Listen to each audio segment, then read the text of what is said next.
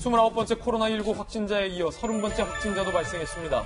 29번째 확진자는 82살 남성으로 그제 정오쯤 심근경색이 의심돼 병원을 찾았다가 CT 촬영 시 나타난 폐렴 소견 때문에 실시한 바이러스 검사에서 코로나 확진 판정을 받은 겁니다.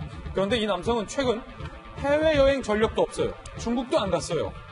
감염자를 접촉한 사실도 없어요. 그냥 평범하게 일상생활을 한 거예요. 어디서 어떻게 코로나19에 감염이 됐는지 경로가 오리무중인 상황이라는 게 무섭습니다. 이어서 발생한 30번째 확진자는 29번째 확진자의 아내로 현재 서울대병원에 격리 중에 있습니다. 29번 확진자는 확진 판정을 받기 전까지 사흘에 하루꼴로 종로 3가의 독거노인들에게 도시락 배달 봉사활동을 해오셨고 동대문구에 있는 바둑 기원과 집 부근 경로당 등을 다닌 것으로 알려졌는데 주로 면역력이 약한 노인들과 접촉해서 추가 감염자가 나올 것이라는 가능성이 제기되고 있는 가운데 아내까지 지금 확진 판정을 받았기 때문에 이 우려가 더욱더 거세지고 있습니다. 지역사회를 통한 감염이 아니냐라는 우려의 목소리도 높아지고 있습니다.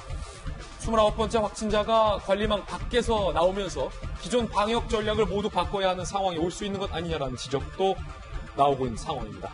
한편 개강을 앞둔 대학가도 골머리예요. 최근 2달 반 새 중국인 유학생 19,022명이 입국한 것으로 알려졌는데 교육당국이 유학생의 입국 연기를 유도하고 있지만 개강에 맞춰서 들어오는 유학생들을 막을 방법이 없어서 앞으로 중국인 유학생이 더 몰려올 것으로 예상되기 때문입니다.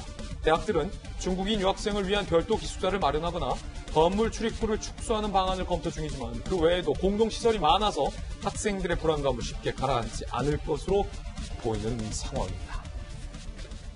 이게 무서운 게 김영주 의원님. 네. 이 29번째 확진자, 결국 아내까지 확진 판정이 나왔는데 우리가 늘 목 놓아 부르짖었던 것. 국민들은 너무 불안해하지 마시고 일상을 지켜달라. 이분 같은 경우는 일상을 지키다가 감염이 된 케이스. 네. 사실 이번 경우가 더 불안한 겁니다.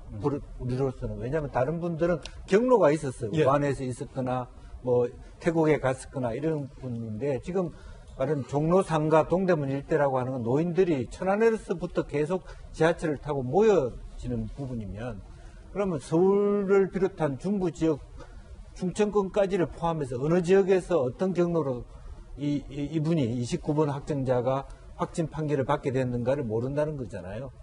그동안은 우리로 보면 사실은 송파에 터진 적이 있었죠. 하남, 그다음에 영등포 이런 쪽은 대단히 특히 중국인들 많이 있는 부분은 경로에 여러 가지 유의를 하고 있는데 한복판이 뚫힌 거잖아요. 종로. 예, 그 종로라는 의미는 서울의 종로만이 아니라 천안에서부터도 매일 지하철 타고 노인들이 말하자면 탁골공원에 왔다가 하기 때문에 정말 일상생활에 감염 그 예상도가 높아지고 있다.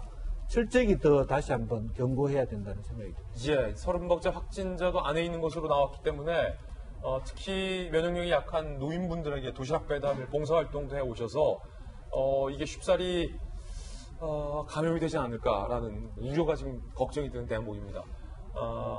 좀 유념하셔서 살펴보셔야 할 뉴스인 것 같아서 하플 첫 번째 뉴스로 전해드렸습니다.